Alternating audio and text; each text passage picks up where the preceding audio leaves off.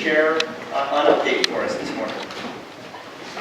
Well, let me take off my lay reader jacket and put on my trustee's hard hat. So this comes from the trustees this morning. As trustees of this church, we are a group that are responsible for the nuts and bolts, the brick and mortar, the repair and the replacement of our building and contents. A little over 2 years ago, the trustees committed to a project to become more energy efficient and environmentally conscious. Something that's not new to us. This has been going on for years. But this particular project allows us to then be able to redirect monies to outreach and to mission programs instead of to utilities. We had a company come in, analyze our facility, and after much research into grants, into programs that were funded by the state and by public service, we committed to a $60,000 project to upgrade and update the large energy consumers that we have in our buildings. Of that $60,000, $35,000 of it was granted, free money. We received a $35,000 gift. So that leaves us with that balance of $25,000. So we started a campaign, Green Faith campaign. We've talked about it for much of the last year. And now we are at the end of that campaign. Much of the work has been completed, and we have received almost all the funding, which is terrific. With one last project to do, we need that little bit more financial help to get us over the top.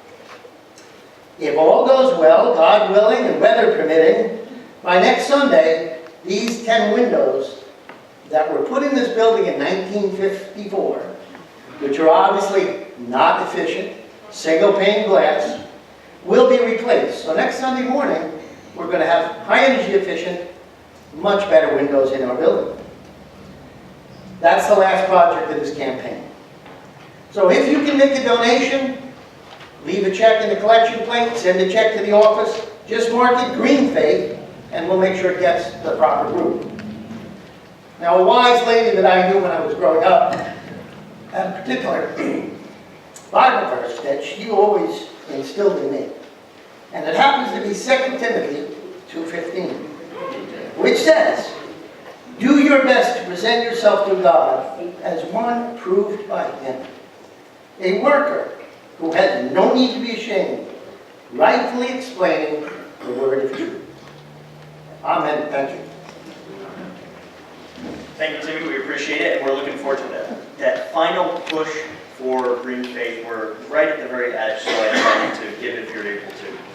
The United Methodist Women, they're having their annual dinner on October 6th, and I had a chat with our United Methodist Women, and they're going to have that open to anybody. Anybody can come to that, so if you'd like to, man or woman, you're welcome to that dinner on the 6th. So I invite you to come and join us for a good evening of some entertainment, some food. The youth are going to be providing the entertainment.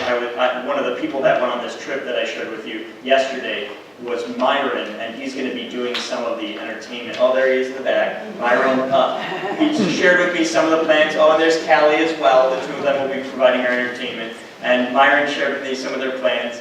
It's going to be awesome. So come and join us on the 6th. One last thing, there are a few more announcements in the bulletin. I invite you to read through that. There's Kickstart, a new group that's starting up on Wednesday. We'll have some stuff for you there as well, some good stuff. If you'd like to be a part of that, you can see Ed in the back. Ed, can you just wave your hand? So Kickstart is starting up on Wednesday. We'd love to have you be a part of that as well. So read through the bulletin and find some more information there. So at this time, I'd like to invite our ushers to come forward for a time of tithes and offerings.